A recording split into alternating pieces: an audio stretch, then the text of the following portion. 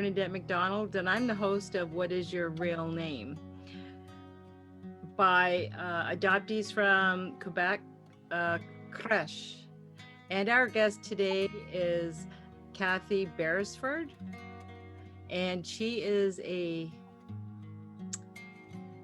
search angel, but a search angel helping her husband find his lineage. So we're going to learn about how that came about. Welcome, Kathy. Hi, Bernadette. I'm curious as to how this all came about. How, like, it was quite a trick. Okay. When we first met and we were on our first date, he asked, the typical questions, and one was, "Where are you from?" And I told him I was born in Montreal. We were in Florida at the time. Yeah. And he goes, "Oh, how far is that from Quebec City?"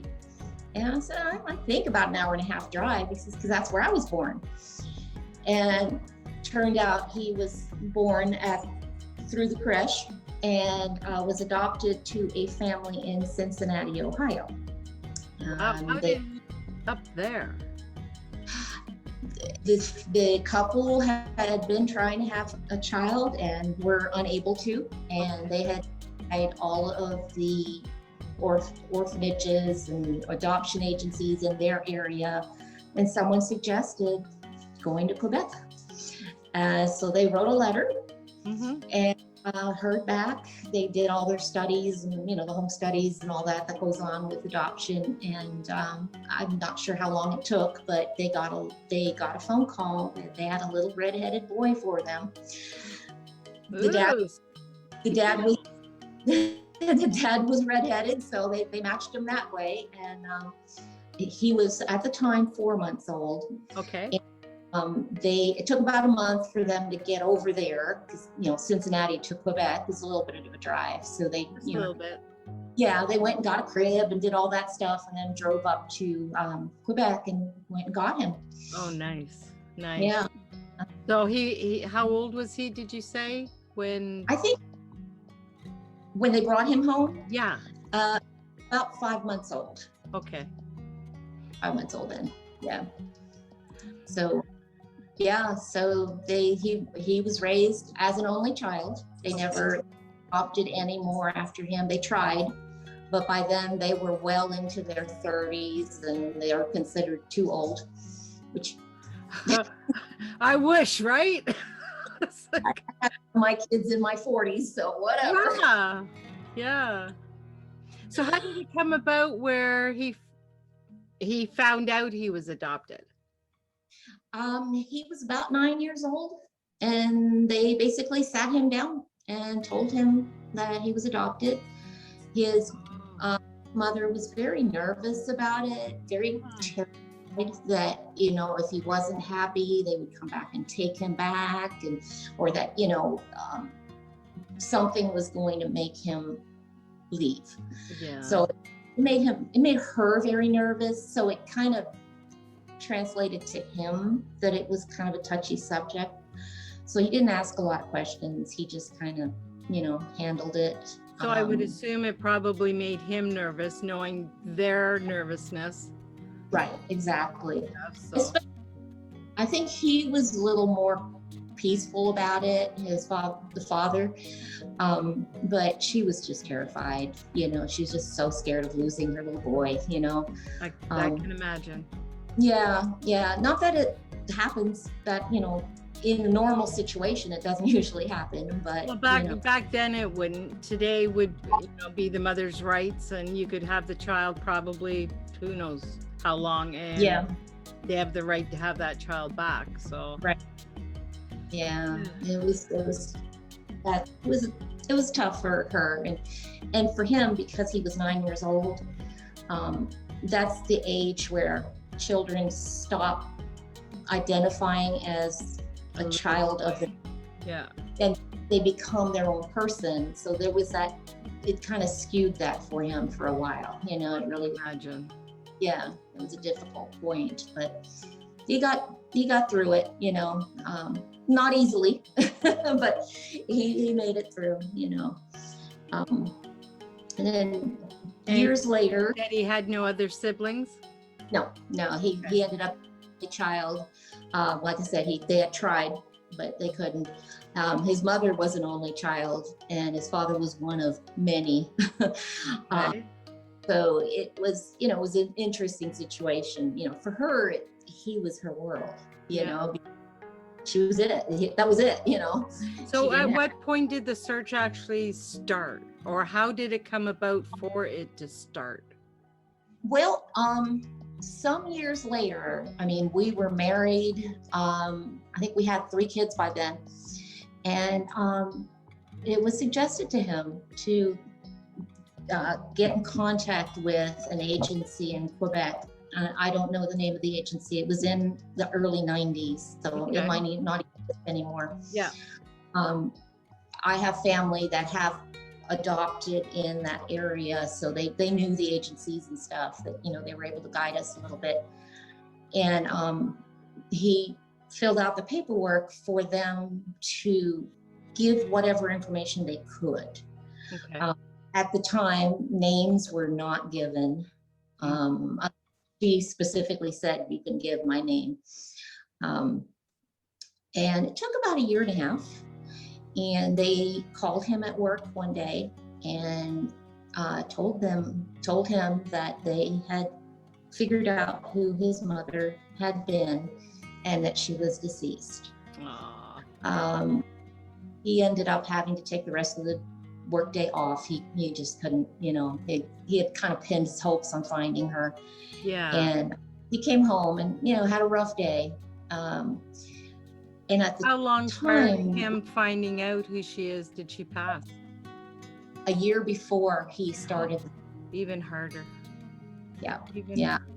It was like 1 year before. Little did we know, because I had kind of, asked him a few times in the past, before that, aren't you curious? Wouldn't you like to know?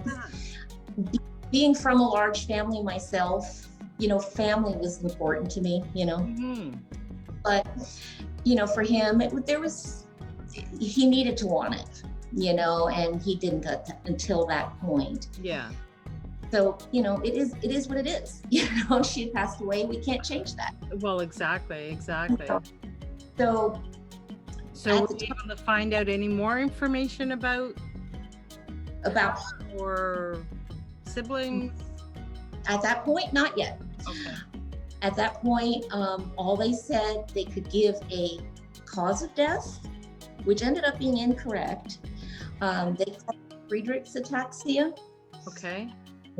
Upon much more research and actually contacting family members that I've later found, it was actually Charlevoix-Saguenay spastic ataxia. Whoa. Okay. Which, awful. Yeah. It is a disease that developed in that area that attacks the spinal column, the spinal cord. Cord itself, yeah.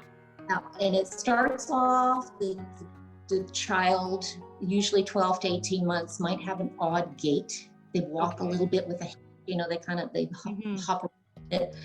And as they get older, young adulthood is when it really starts to get worse. It spreads to the limbs, and usually they end up quadriplegic, I should say. Oh, how heartbreaking to know that. And then to find out that it is a genetic disease, that 1 in 22 people in that area are carrying the gene for it. And it has to come from both parents? It has to come from both parents in order for the child to develop the disease. Okay. But they can be a carrier, even if they're from one parent. So it's so odd though, like a small area, small community, and you've got,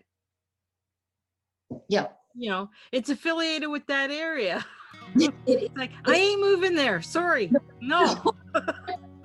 It's that area was originally settled by about 8 couples that came from France. And one of the couples, from what I read, one of the couples had a genetic trait for this disease. Okay.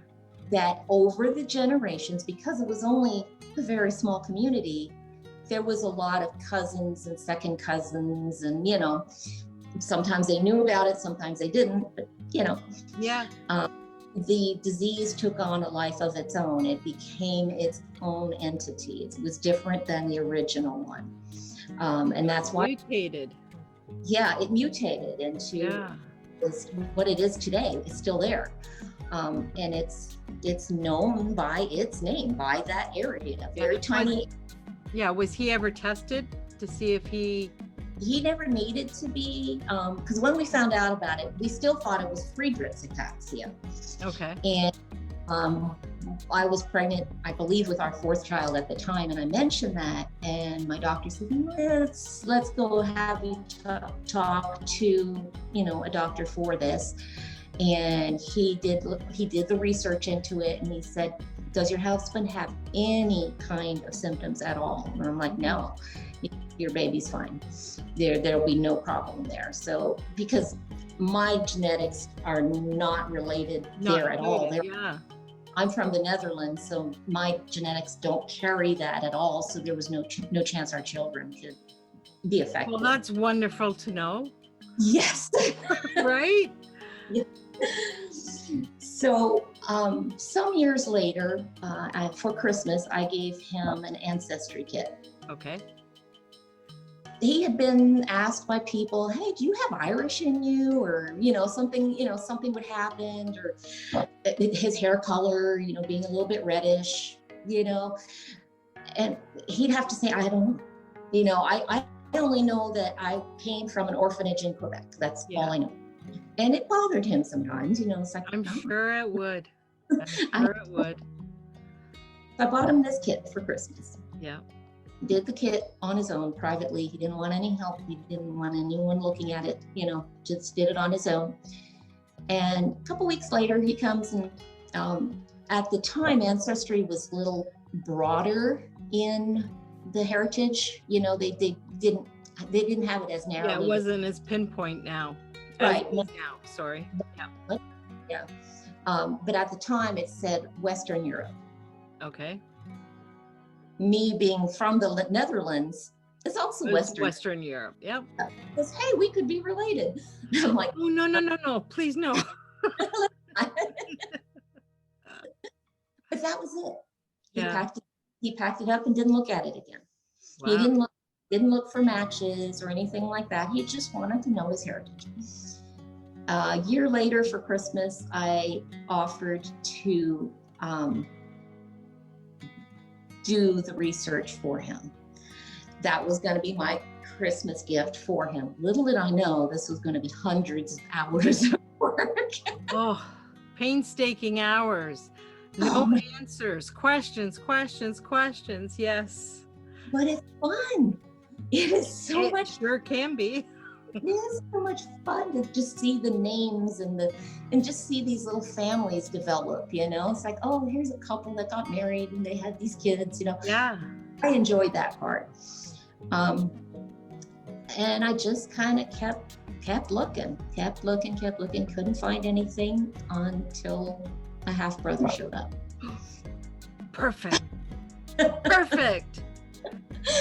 Yeah, and I contacted him, and turned out he was probably related through their father.